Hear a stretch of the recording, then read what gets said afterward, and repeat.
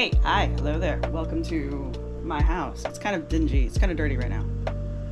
We haven't put up, as you can clearly see, we haven't put up any Christmas ornaments yet.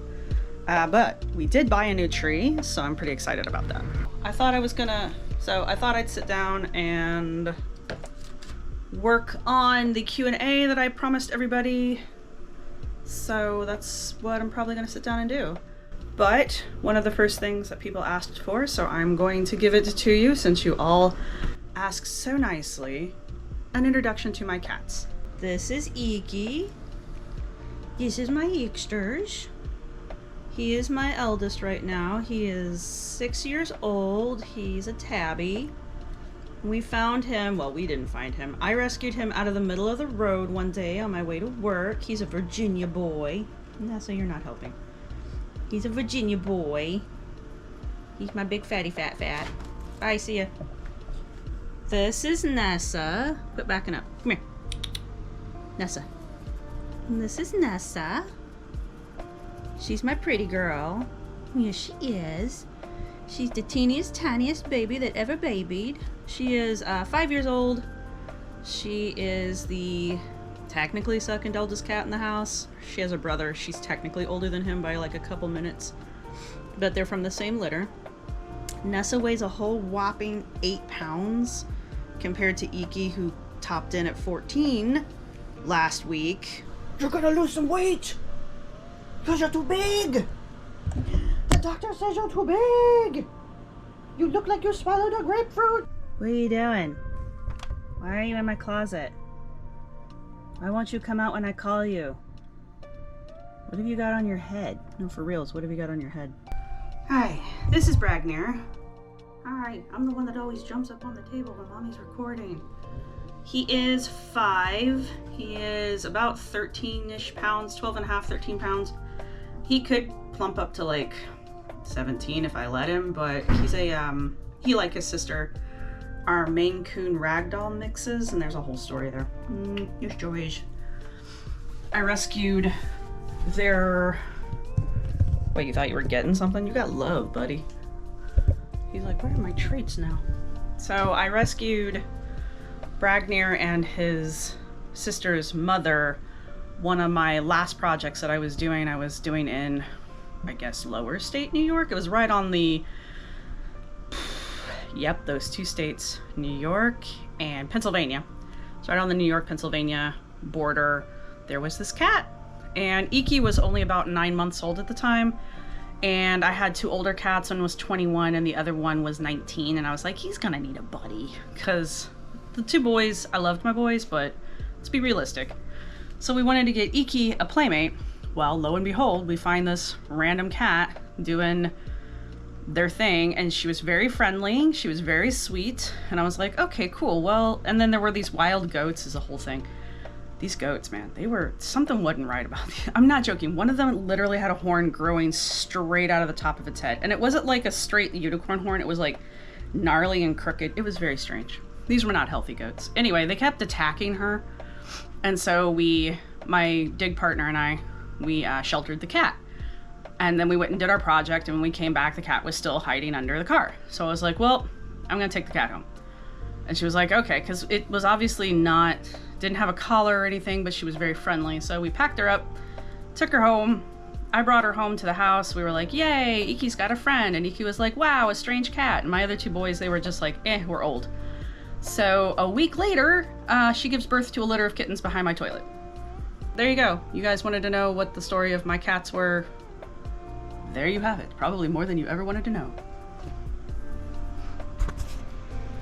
Hey, hi, hello there, and welcome to the very first AMA ever, because I hit 2,000 subscribers, and that was thanks to you guys. So, as promised, I gave you guys 2 posts to reply to. One was a community tab post, and the other one was a shorts. And I said, ask me a question. There were some stipulations, but you guys were very cool. You all stuck with it, and nobody gave me any crap about it, so thanks. I appreciate that. I will apologize. My neighbors make noise.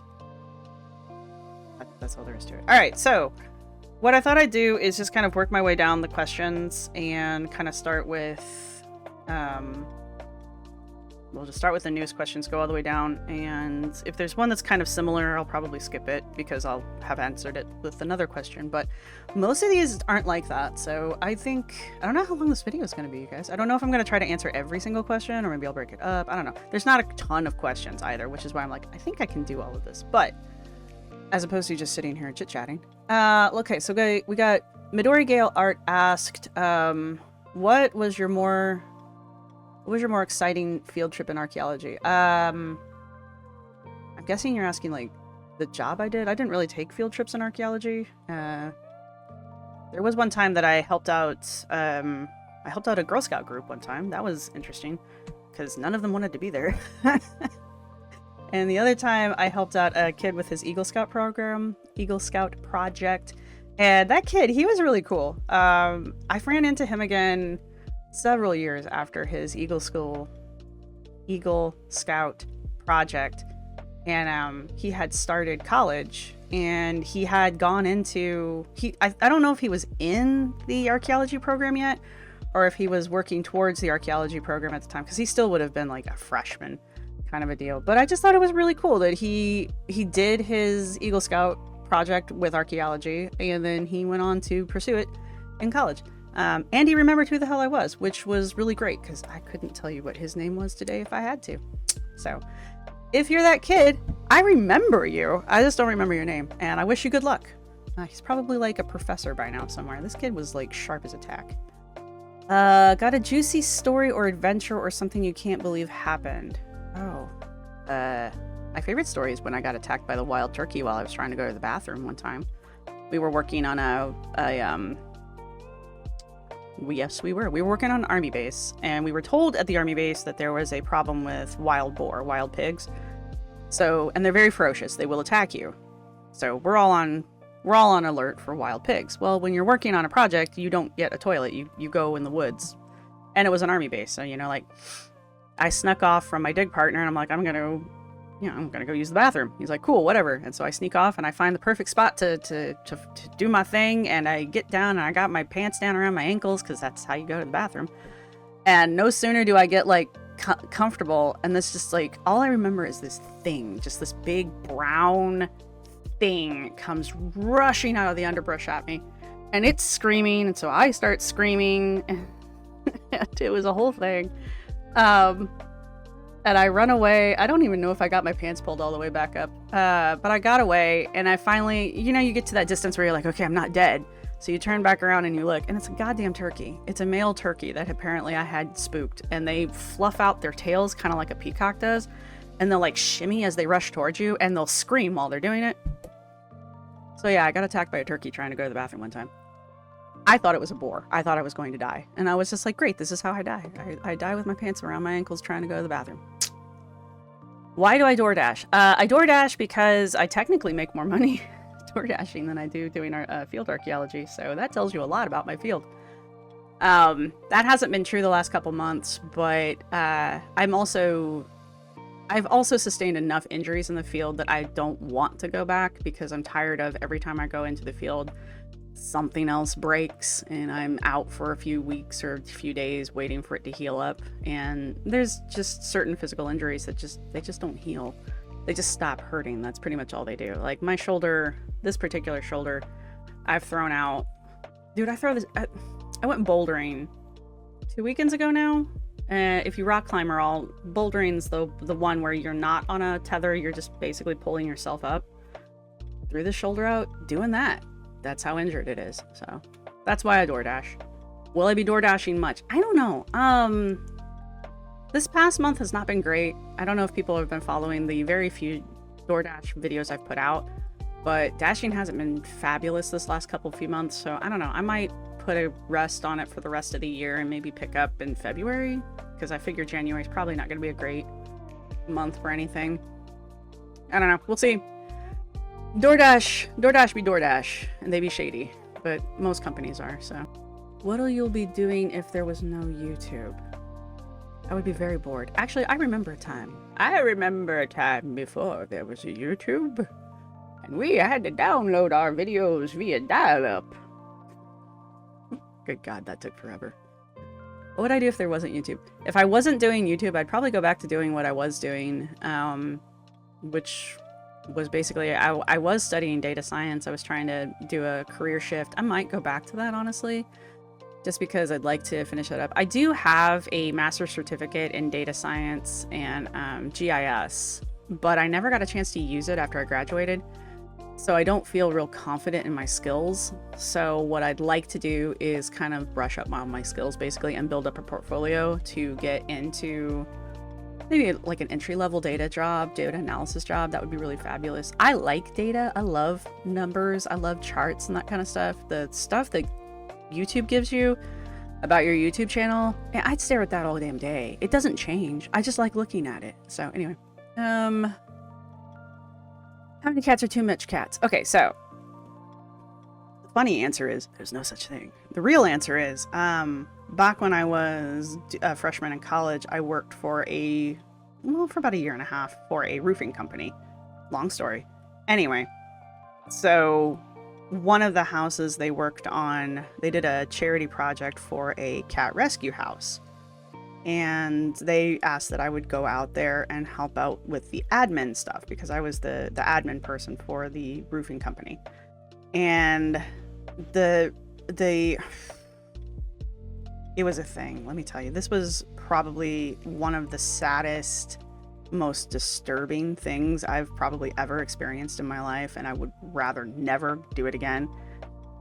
Apparently the woman who, it was just like a house. It was just like a 2-story old Victorian style. Maybe it was a 2.5-story house. Anyway, the woman who had owned it had passed away and she had bequeathed it to a cat shelter. She wanted her house to be turned into a cat shelter. And so there was some kind of foundation that had been made in her honor to basically rescue cats.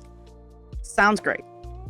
I don't know what the problem with the foundation was, but they were apparently incompetent, and there were a lot of cats. There were hundreds of cats in this house. They were just kind of free roaming. All of the cats, when we got there, all of the cats were sick.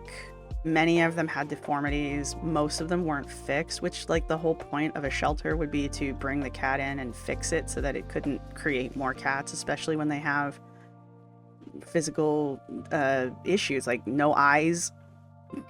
There were a lot of eyeless cats. I've never seen one in real life before, and then this house just had like all of them. They were all sick. They all had, the ones that had eyes had some kind of discharge. The ones that didn't had runny noses. They were all, it was terrible. It was just terrible. So I guess my answer is that many cats. That many cats is too many cats. They were clearly unable to take care of these animals. They shouldn't have been taking them in if they couldn't give them the medical care that they needed. They just had bags of cat food that were just laying on the floor that they had just like tore open to feed the cats. They didn't have like a feeding station. The cat box area was just a room that was just like wall-to-wall cat boxes, and they weren't clean. It was terrible. Anyway, traumas I don't want to talk about. Anyway, when you were an archaeologist, was there a specific culture or region that you studied, or did it vary? So I was a field archaeologist in CRM, so I was kind of bouncing all around. My focus when I was in my undergrad was in cultural, it was cultural, but historical archaeology, which is everything post-contact in the United States, and physical anthropology. So I had a lot of knowledge with human bones, and specifically trauma on the bones. So those were my two major focuses. You focus on everything though. It's your undergrad. Nobody expects you to. Like my final project for my undergrad was a bottle analysis. I analyzed something like 300 and some odd bottles. The catalog was massive. It was a lot of fun. We tested the glass, we looked at the maker's marks, we traced things down. We were basically using bottles as a way to like date a site. So as opposed to using like pottery, which is more common, or trying to think of other things. Anyway, it doesn't matter. It was a historical project. There. Did that answer the question? Oh, so no, I wasn't tied down to any particular group or region because I worked from basically one side of the country to the other side, depending on where the project was at the time. And when you're a CRM person, you can have an interest, like my interest was in historical stuff, but typically they want you to be kind of more of a jack of all trades, so you got to be able to identify like prehistoric artifacts and prehistoric sites, as well as historical sites, as well as like industrial sites, which are a little bit easier to spot. Industries kind of sticks out, but that kind of stuff. So kind of had to know a little bit about everything. So, do I believe in the paranormal, and have I ever had anything strange? Oh, so that last question was from Rosiern? Correct me, please correct me. But I'm guessing Rosiern 7386. I don't know why it does this. Anyway, Cell Crystal 2 is asking about the paranormal thing. Do I believe in the paranormal? I believe that people believe in the paranormal. And I believe because of what people believe is paranormal, it will change their interactions with an object or a space because of that paranormal belief. Sorry, I had to wipe down my mic from all the cat hair. Have I ever had anything strange? I've had lots of strange things happen that I can't necessarily explain. Does it mean that I believe it was a ghost? Is it fun to think it was a ghost? Yeah, sure, I guess, until you like really think about what that means for the ghost. But do I believe in aliens? Statistically, yes, but I don't think they've been to the planet, and I don't think they've influenced human culture, and I don't think any of that stuff. I don't follow any of that ancient aliens stuff. I actually think it's a bunch of BS, and it's very easy to poke holes in it. And I also think it's like basically a racist theory put forward by people who don't understand that they're being racist. So please don't take that offensively if you like believe in the ancient aliens thing. It's just like a lot of people don't understand that it is racist, and that's what catches people off guard when you point it out.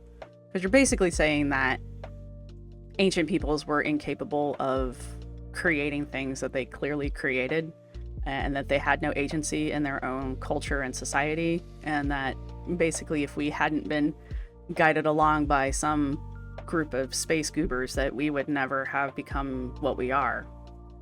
So it's kind of a, and usually those things only are focused on people who are not white, which is where the racist part comes in. Anyway, I think that Stevie Every Size says congrats, thank you, I appreciate it. Bob Smith, thank you, I appreciate it.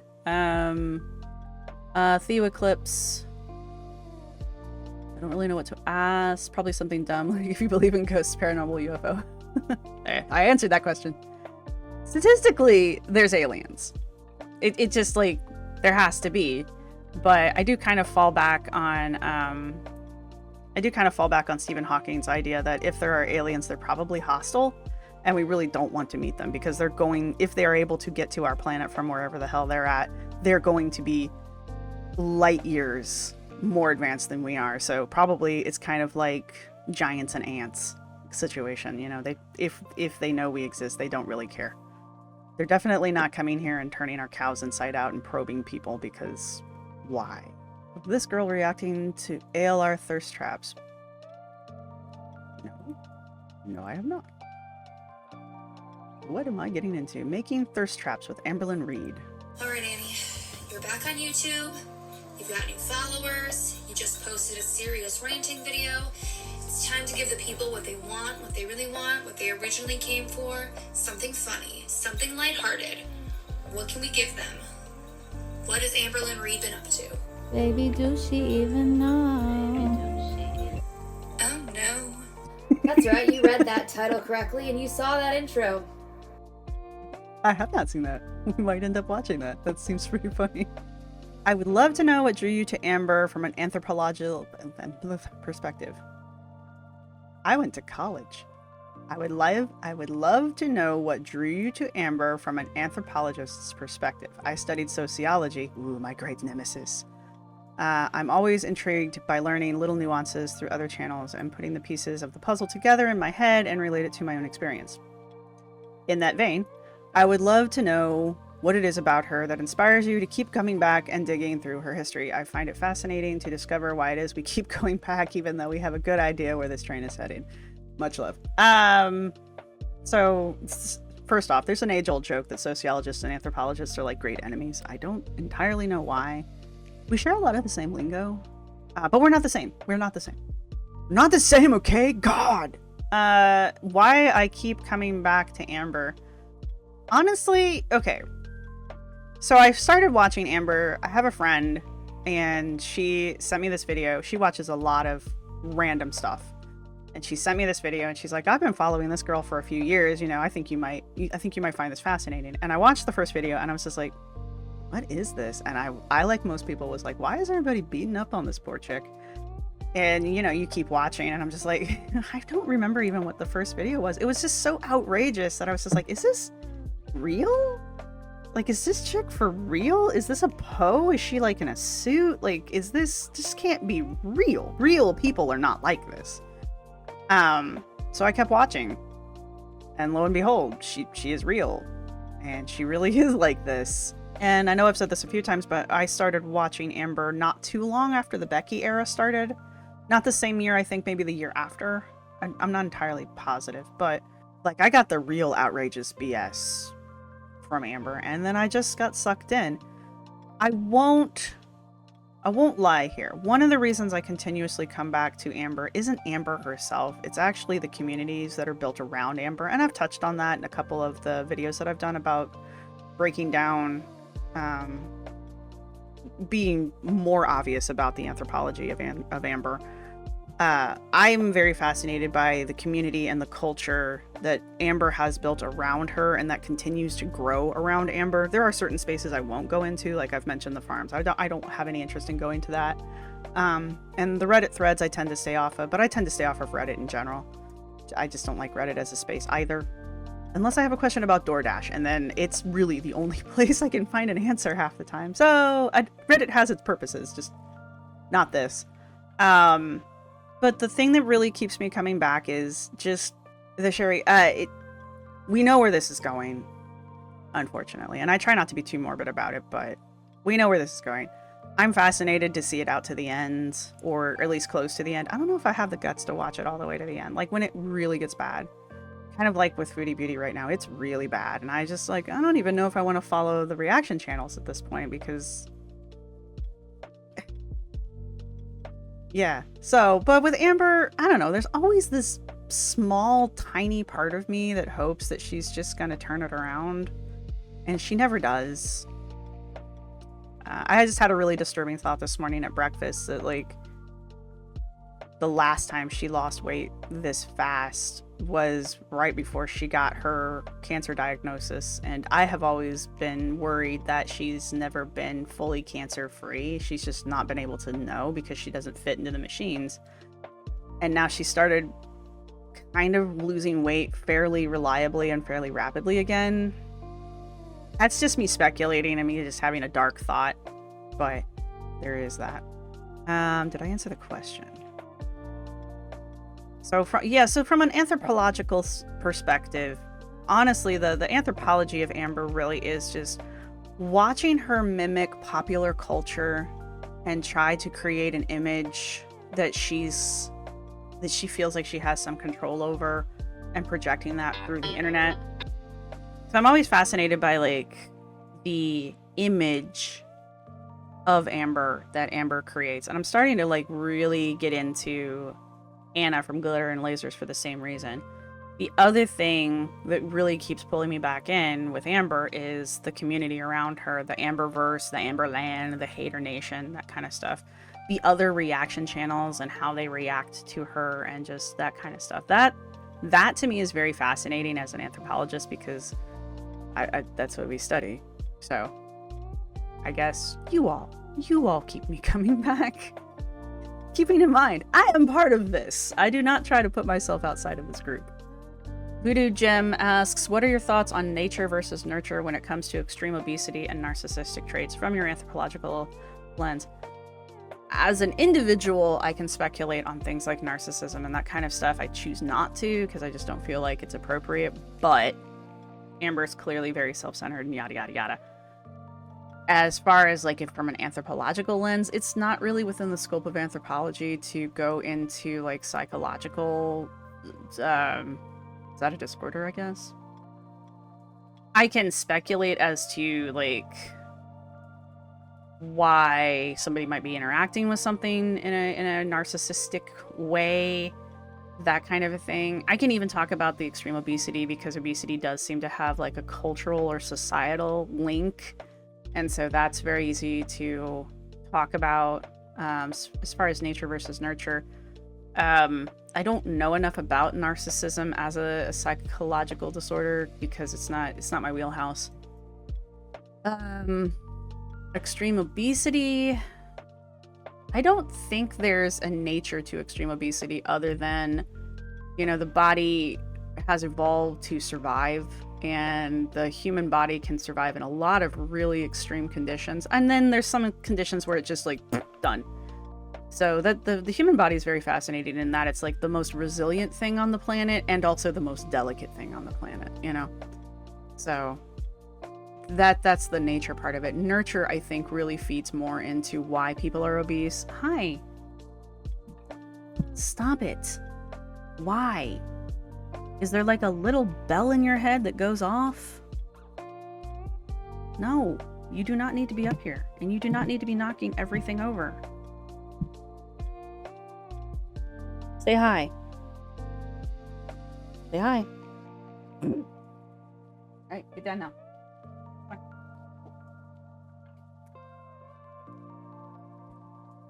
You mad?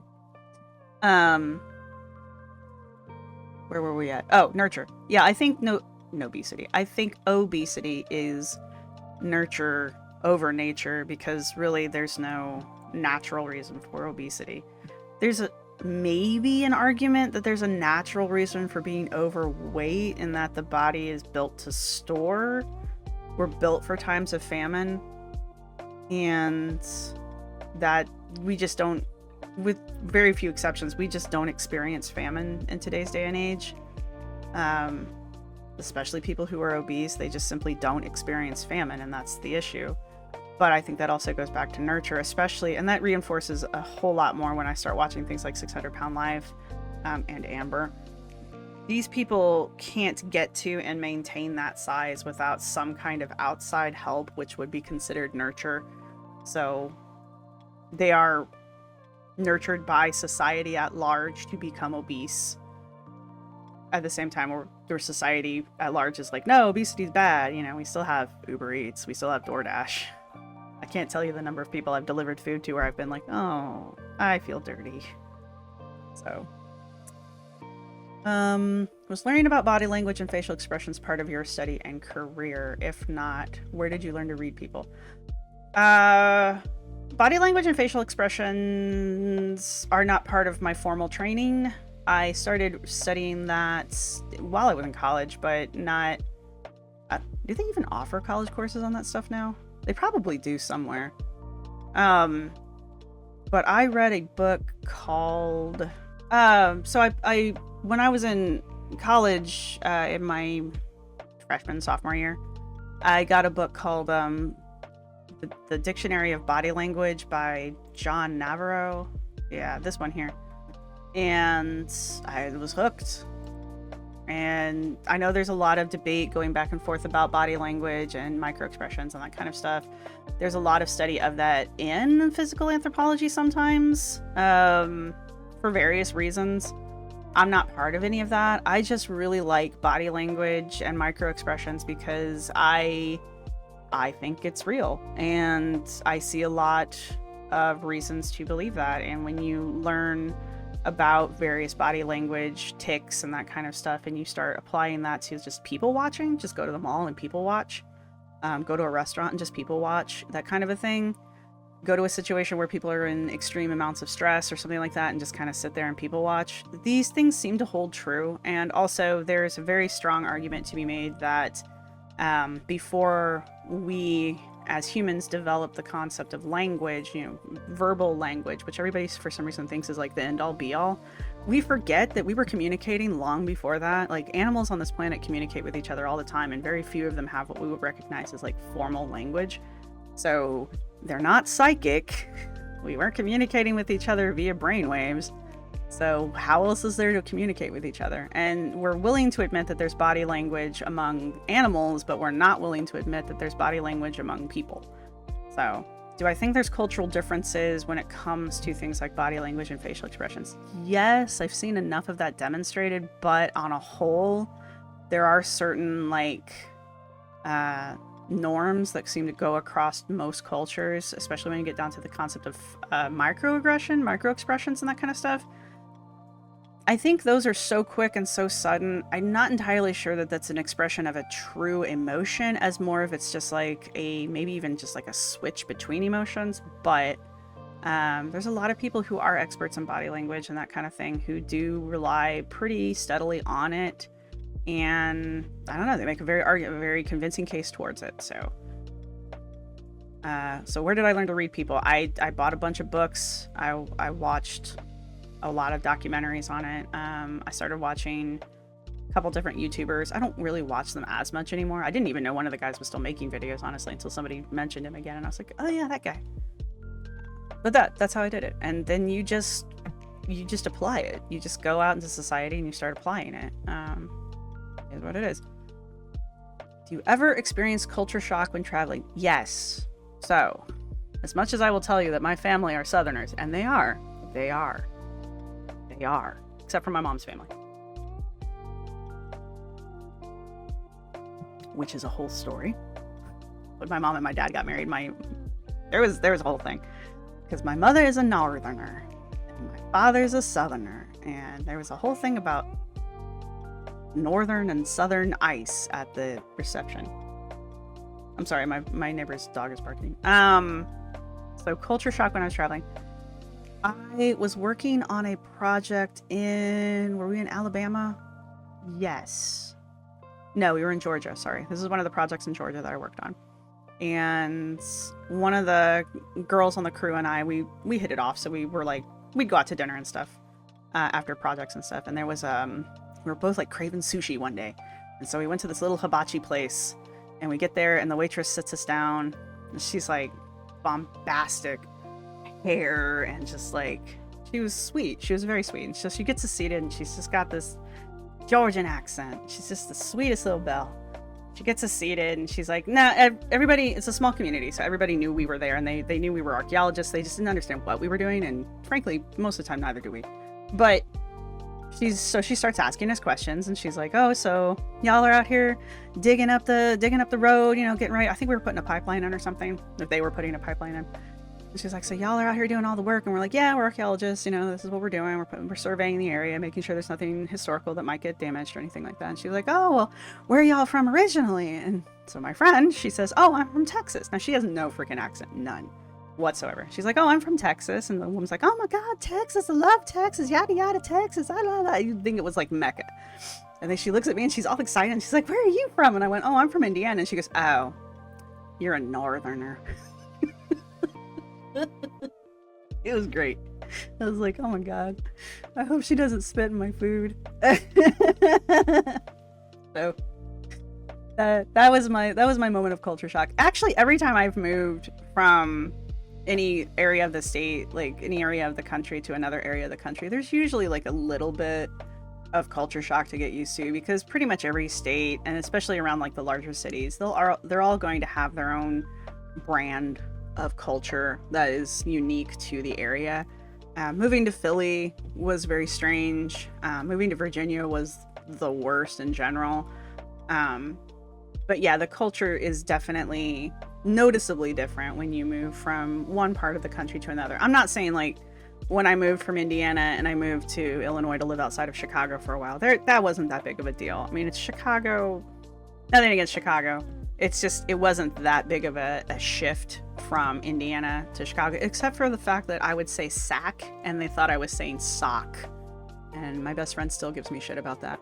So that was other than accent, there really wasn't that big of a deal. But when I moved from Indiana and when I was working in Ohio, that was a bit of an eye-opener. Moving to Virginia was probably the biggest shock. And then oddly enough, moving from Virginia up to Philly, that actually felt more like going home to the Midwest, moving up here.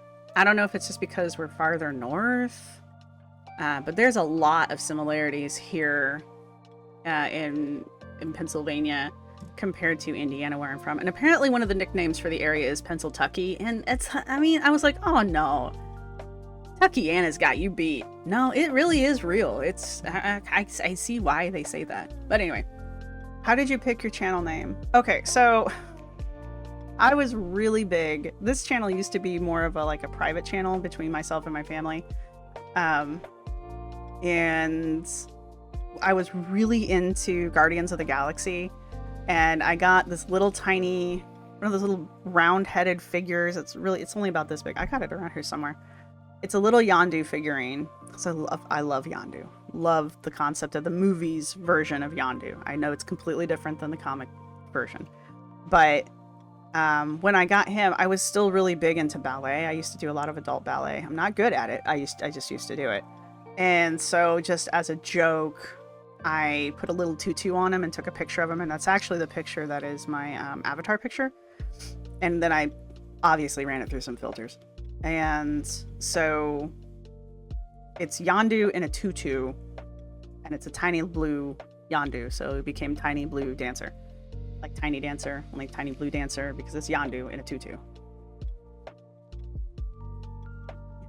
It's stupid, and I love it. We need a pic or video of each of your kittens. Yes, I did that. I will be adding that in later. What's the best thing you ever found on an archaeological dig, and did you get to keep it? Okay, so no. We don't find gold, and if we do, we don't get to keep it.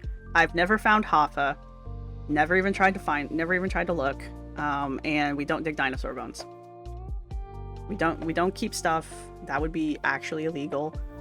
And so the best thing I ever found on an archaeological dig, it's not a thing, an artifact in the way people would normally think of an artifact. I love soil stains because the dirt color will change depending on how disturbed it is by human occupation, and so you can tell a lot about an area if you can get a good look at the soil profile, which requires you to obviously dig a hole, and you gotta scrape the dirt down, and your wall's got to be flat, and it's got to be moist, and it's a whole thing. Anyway, so for my undergrad project, I got to work out at a site called Angel Mounds in southern Indiana, and they are they're Native American mounds. But, well, we didn't always know what they were for. There was an idea that they were burial mounds. They don't appear to be that at all.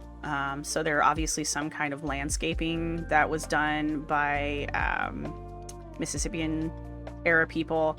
And the mound that I got to work on was called Mound A. You can actually go to the site and you can walk around it. It's open to the public. I don't know if it's open all year, but it is open to the public. And so I got to dig on platform 1 or 2 of Mound A, and we got to take a unit and we got to take it down. How far down did we go? Several meters. Did we go down 3 meters? We went down a bit. Got this beautiful profile, and what you could see from the profile was the various construction phases of the mound. So you could, I don't know if we got all the way down to the base because I don't remember talking about this in my presentation, but we were able to see that there had been several different construction moments, from just the coloration of the dirt and the way it had been laid and the thickness of the dirt. And then there had been at least 2 repair phases because the dirt mound had structurally failed at some point. You could tell from the slumping of the dirt. And then so that area had been rebuilt, basically reflattened out, because we're talking like a platform, so it's a flat surface. But this mound is like up.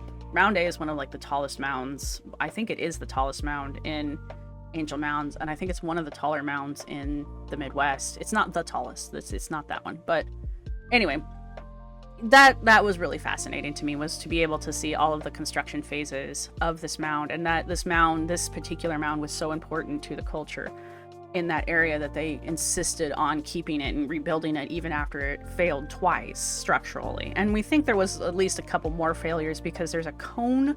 There's like 2 platforms for Mound A, and then there's like a cone, which we think is actually like the remains of a 3rd platform. So there you go. There you have it. That's the most interesting thing I ever found, was soil.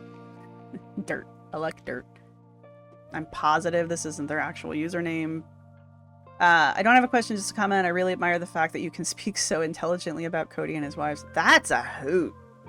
That's sister wife stuff, man. That's a whole that's a whole thing. I don't know if I would enjoy watching that show more than I did.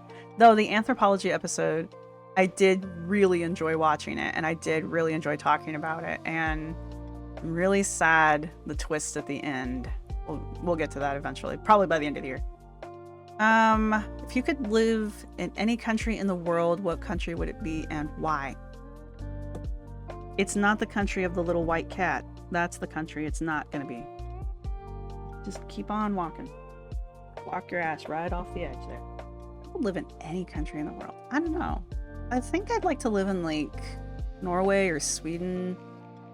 Is it a thing? I don't know. I'd like to live in one of the Nordic countries just because I've been told that they are like more equal as far as like gender politics go, and it's really pretty there. I don't know how well I would do with the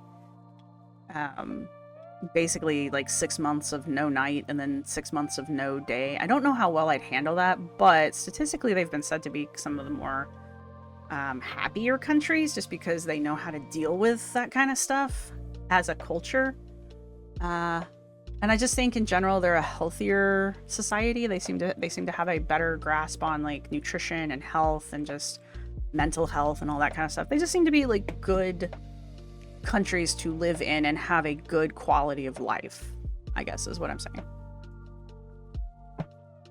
And I guess since I don't have $1 million to move over there for and I can't immigrate, I guess I live here. I live here. What relevance... Chelsea? I think that's Chelsea. You've asked questions before. What? Oh man, this one hurt me a little bit. What relevance and or impact does anthropology have to community and society today? Ugh. Anthropology is at its base the study of human culture and human interaction. And so asking what impact anthropology has tells me that anthropology is not doing a very good job of doing its job. Anthropology's whole point is to study and analyze various cultures and peoples, not in a way that dehumanizes them, but in a way that finds the human aspect within them. And then it compares and contrasts it to other cultures, not in a way to figure out which culture is better or greater, but to find the commonalities across all cultures. That's the point. So the impact that anthropology should be having on communities and society today is it should be showing how, even though there are various forms of culture and ethnicities throughout the world, there is a common thread that unites all of us. And it's not just something as grandiose as like, we're all human, we all bleed red. Yes, but there are other similarities between all of our cultures. Things like we all want to be happy. We all want our kids to grow up and be healthy. We all want to continuously pass on our heritage from one generation to the next. You know, we're all interested in pursuing bettering ourselves. No culture wants to maintain stagnant. No culture really wants to be stagnant. You know, there's always this goal to, if not improve, then to maintain a happiness quota, basically. Your personal opinions on one culture to another is kind of irrelevant in this situation, but that's what anthropology should be doing. It should be breaking down walls, not building walls. Does anthropology do that? Well, the fact that people don't understand what anthropology is tells me that no, it's not doing a very good job of it. But this is why I didn't go into academia.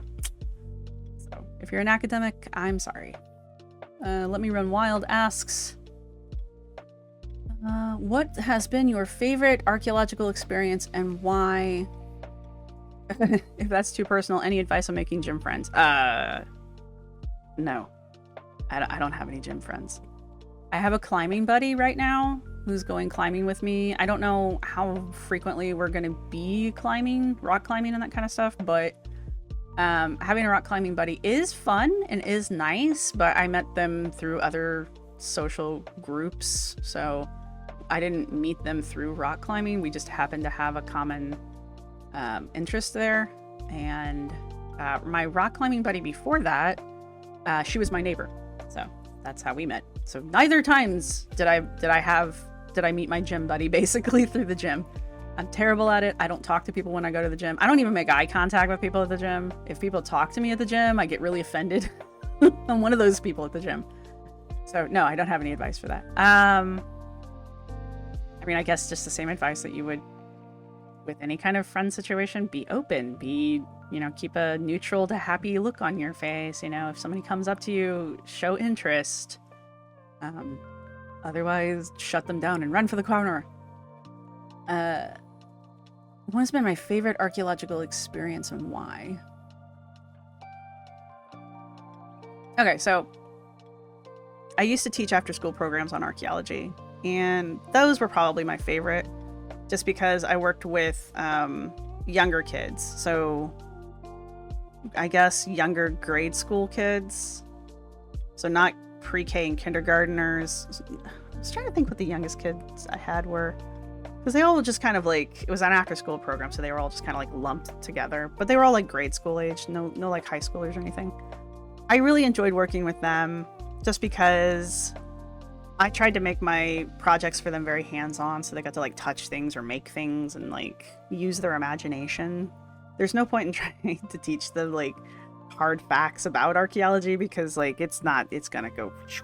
But if you teach them to use their imagination and teach them how to think and how to look at something critically, even if they're coming up with the wrong answer, they're at least thinking about it, and then hearing the answers they come up with.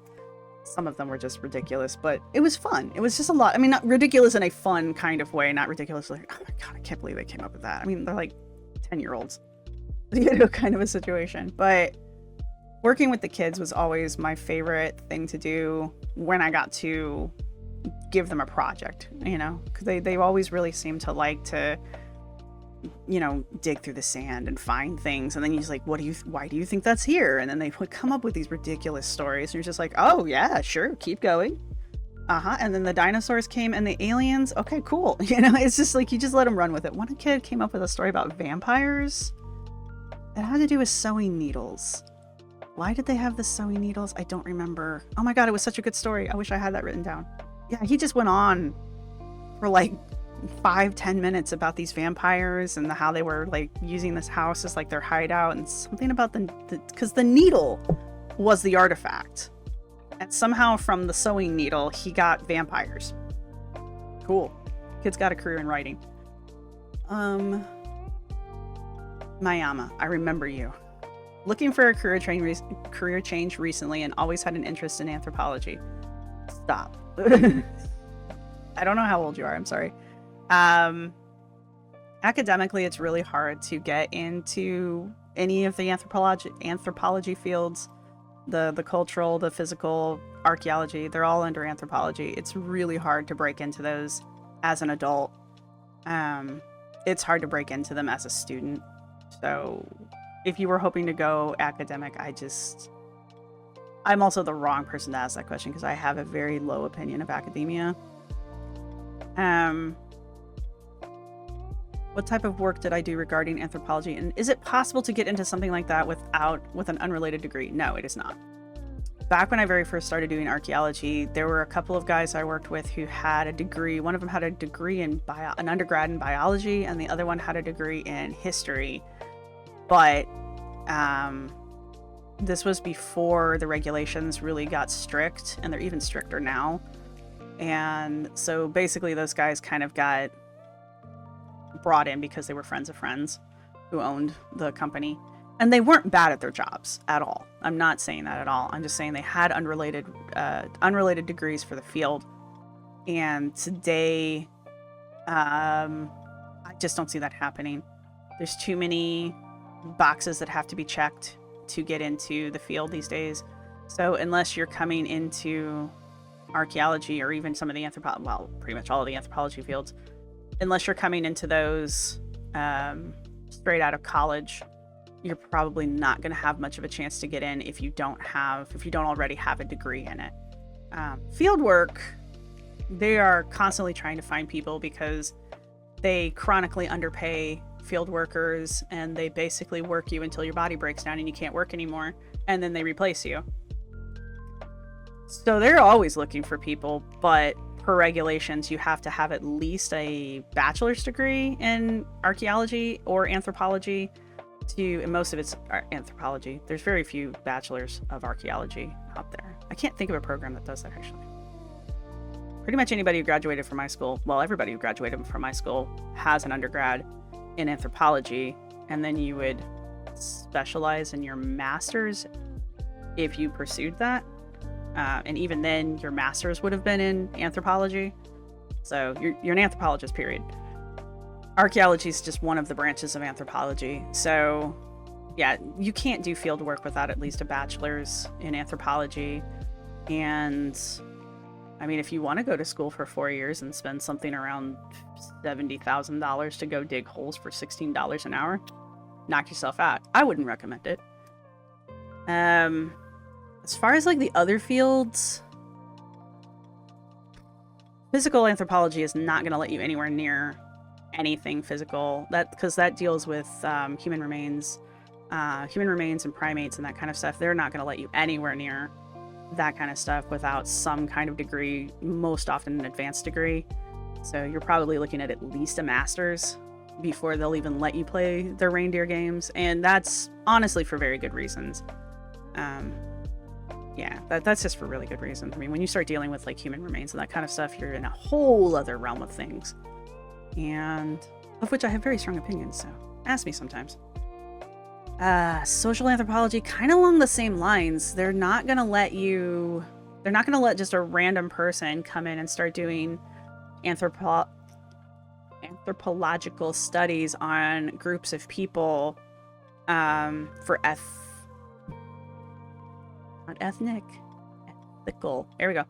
ethical reasons, because they've got to we as anthropologists have to go out of our way to protect the groups of people that we study in formal studies. Now, if you as an individual would like to learn more about anthropology, there's a lot of really great resources online. The books, I'm trying to think if I still have my theory book. I hate theory, but it's what they start you on. Well, it looks like I already got rid of it. There's honestly, all you need to do is go to Amazon and just type in anthropological theory, and there's like several different books.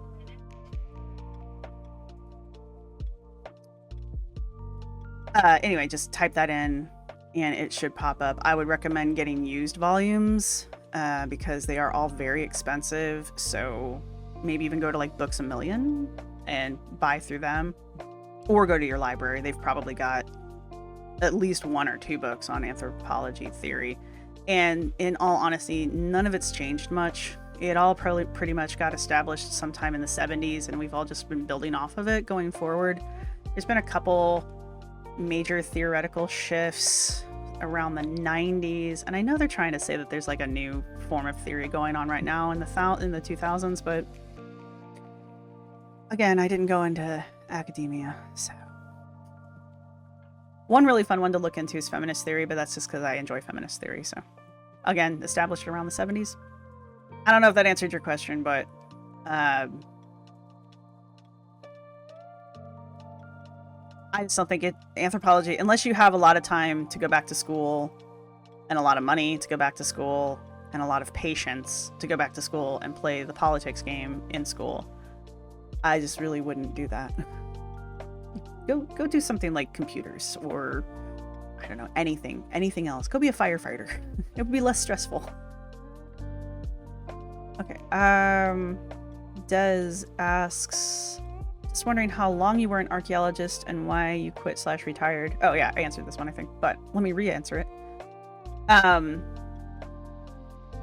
I was a field archaeologist for about 25 years after I graduated. I worked for several years while I was graduating. That sounded weird. While I was finishing up my degree, I worked as a field archaeologist. I also worked for about 25 years after I graduated.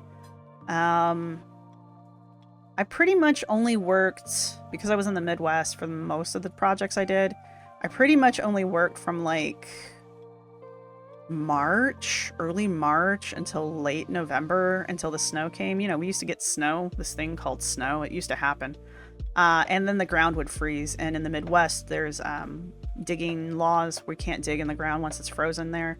Now, That is not true throughout the entire country. It is also not true throughout the entire world. I've got a friend who does archaeology in Canada, runs his own company and all that. They will go through frozen ground because it doesn't thaw. So yeah, that's just a Midwest thing. But so that's pretty much what I worked. So in the winter, I would usually do things like substitute teach, or, well, I mean, if door dashing had been a thing, I probably would have door dashed through the winter then too. But, or sometimes I would just take a couple months off and just chill. A lot of like really hardcore field workers, like some of the old timers when I was starting, they would just travel from, you know, once it started to freeze here in the Midwest, they'd go down south or they'd go out west where the ground doesn't freeze, and they would just work through the winter in the warmer states. And then when it started getting to, you know, lava temperatures in the west and the south, they would come back up to the north where it was typically not as hot. That was back in the day when we had 4 seasons and it wasn't just like hot and rain. I'm tropical now. I'm tropical country. Why did I retire? I retired because I was hurting myself. My shoulder broke down. I'm one of the few that didn't get knee issues, and I don't have any major back problems, but I threw my shoulder out pretty bad, and it didn't ever actually heal correctly. And I got Lyme disease at one point.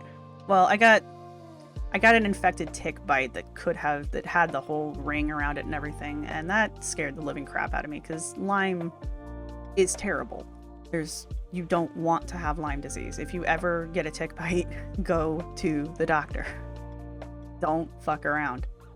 But yeah, no, there's just stuff like that. What else happened? Oh, I jacked up my foot real bad one time. Like, real bad. What else did I end up doing to myself? I mean, I've always had the arthritis, but I feel like the last couple jobs I did, like, my hands would swell up really, really bad.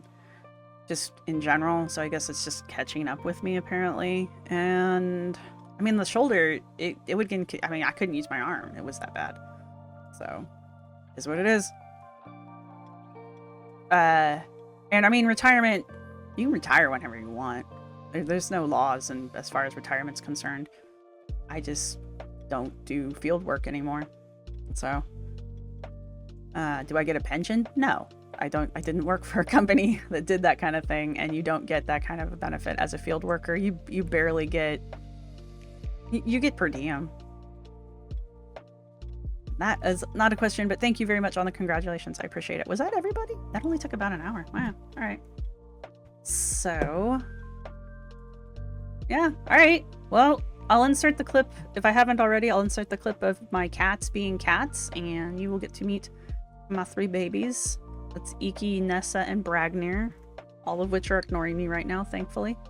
I was gonna say, if you guys are interested in any like books or anything on archaeology or anthropology, I can dig up some titles and stuff and maybe put it in the community section. I'm not against people learning about that stuff. I'm really not. I'm a big fan of like the concept of the amateur archaeologist and the amateur anthropologist, because our field started off that way. So I don't see a reason to gatekeep people from the outside. However, if you're going to go do actual studies with actual people and start working with actual artifacts and that kind of stuff, I am kind of a proponent for at least having a associate's or a bachelor's degree in it, just so that you understand conceptually why the laws are the way that they are around things, topics and things within archaeology and anthropology. So I didn't keep a whole lot of the books from when I graduated, and a lot of them that I do have are digital. And that's the only reason I kept them, is because they don't actually take up shelf space. So there you have it. One final thing I want to say before I take off, because I've had a lot of people ask about this. Anthropology is the umbrella term for 4 different fields of archaeology. There's physical anthropology, cultural anthropology, archaeology, and linguistics. So those are all 4 anthropology fields. So when someone says they're an archaeologist, it just means that they're focused more on the material culture end of anthropology. It doesn't mean that they're not an anthropologist. A cultural anthropologist is someone who's going to go out and study like living cultures. They very rarely study past cultures. That's more of an archaeology kind of thing, though I'm sure there are some cultural anthropologists that would classify themselves that way.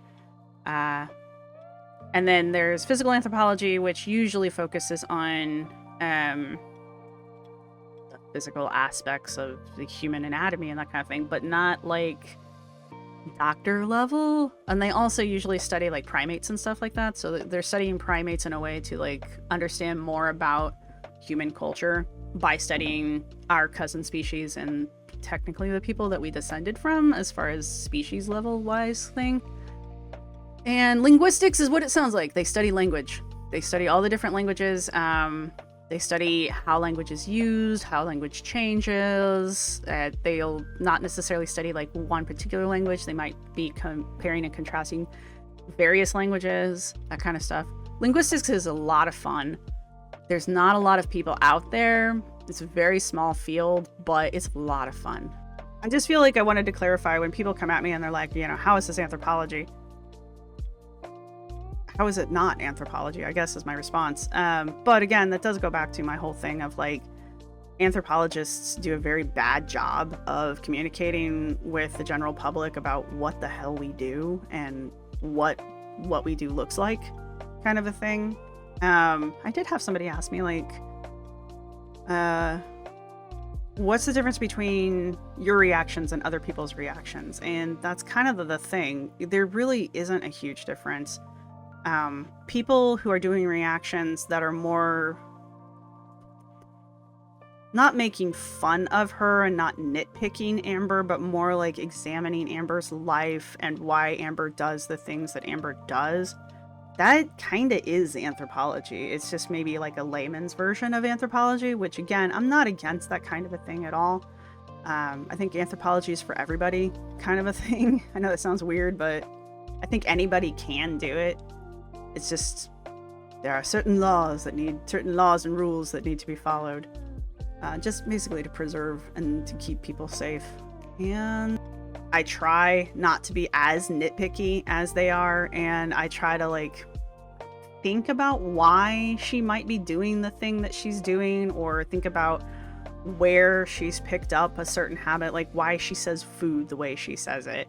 And right now, why she's saying girly constantly. You know, these little things are interesting to me because Amber doesn't exist in a vacuum.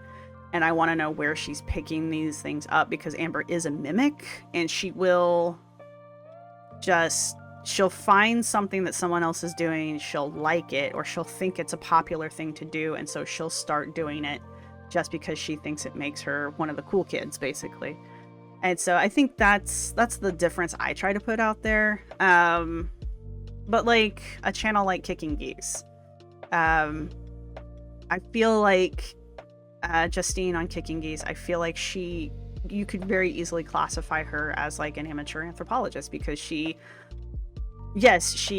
is very done with Amber's crap, but at the same time, she asks why Amber does things, and she tries to come up with ideas around why Amber is doing a thing, rather than just like, oh my god, I can't believe she's doing the thing. Milk Tea reacts. She reacts mostly to Foodie Beauty, and Hardcore definitely more of an anthropology lean, even though I don't think she's I don't think she has any anthropology training. I'm pretty sure she's like, I know she teaches language overseas. I think that's her degree. I think her degree is teaching, but I don't think you can go through teaching without getting a good dose of anthropology in there, because it's just that I just feel like that's impossible. Especially when you're teaching culturally. Like she's British, and she's teaching British English in the Middle East. I don't know. I forget where she's at right now. Who else is a good example of the kind of a content that I watch? I don't have anything wrong with Alex's Shook, but Alex is more of a like sarcastic kind of poking fun at. And I love Alex, I really do. But I don't know if I classify him as like anthropological. He's just really fun to watch, and he's kind of not afraid to be like, yeah, sure. Right. So that kind of a thing.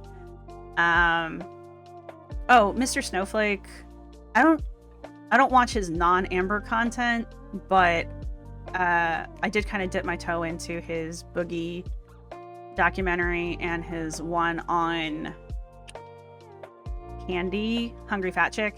I don't like the new format personally, but I know a lot of people do. So, but the way that he does his research, the way that he presents his research, even in the new format, it's very history driven. But with Amber especially, he does kind of dip into why Amber does the things she does, and especially with the history long thing that he's been doing, because he's got like many episodes of her now, and it spans, I think he's just hit the breakup, the Becky breakup. I think he just hit the Becky breakup era. But he does compare and contrast Amber's behavior with each girlfriend compared to the next girlfriend and that kind of stuff, and just the evolution of her behavior and that kind of stuff. That's very anthropological as well. So definitely, if you want a really, really good dose of that, go check that out. Omegian does end of the year reviews for all of the different girls, and he does do an Amber one. I would say compare Omegian's wrap-ups to Mr. Snowflake's, and you'll see the difference that I'm talking about.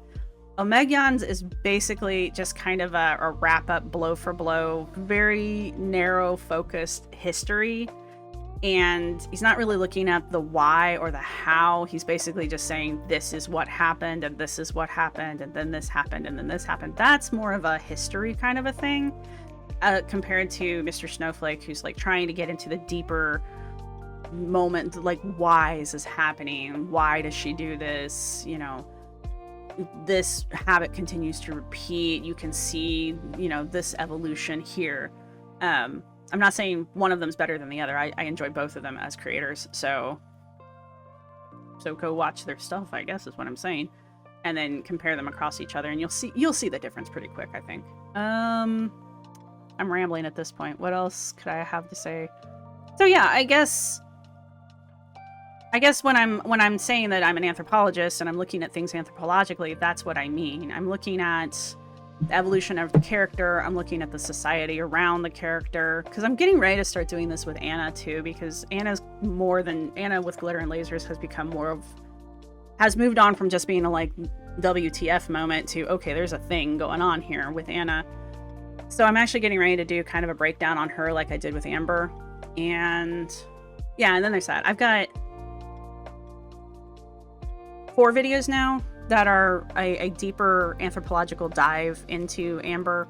I'm getting ready to do one on Anna like that. So, well, I hope I've answered some questions, and if I've created new questions, please leave a comment down below. If I read your question and if I didn't catch what you were trying to ask, because that's entirely possible as well too, go ahead and clarify if you want, or that kind of a thing. I probably won't do another Q&A video like this until I get to let's shoot for 4,000 at this point. So yeah, tell your friends. If we make it to 4,000, I'll do another AMA. And considering I'm almost to like 22 or 23 at this point, and probably not that far off. But yeah, go ahead and leave a comment down below. Let me know what you guys think. Let me know if I need to clarify something. Let me know if you want resources or something like that. I don't have a problem giving them to you guys. I just don't know what to give you. I think we're done. If you've made it this far, gold star, go ahead and leave a question mark down in the comments section. You can either use the emoji, I'm sure there's an emoji, or you can just put a question mark down in the comments section, or leave a comment. That would be great too. If you're new here and this is the first video you've seen, you may as well subscribe. I do all kinds of fun stuff here. I'm trying to branch out more, and yeah. I hope you guys enjoyed this. Thank you to my subscribers. Thank you to my members. Thank you to everybody who left a question. Thank you to everybody who's going to have a question. And thank you to everybody who's going to hit the thumbs up. Bing, bing. And I will see everybody in the next video. Bye.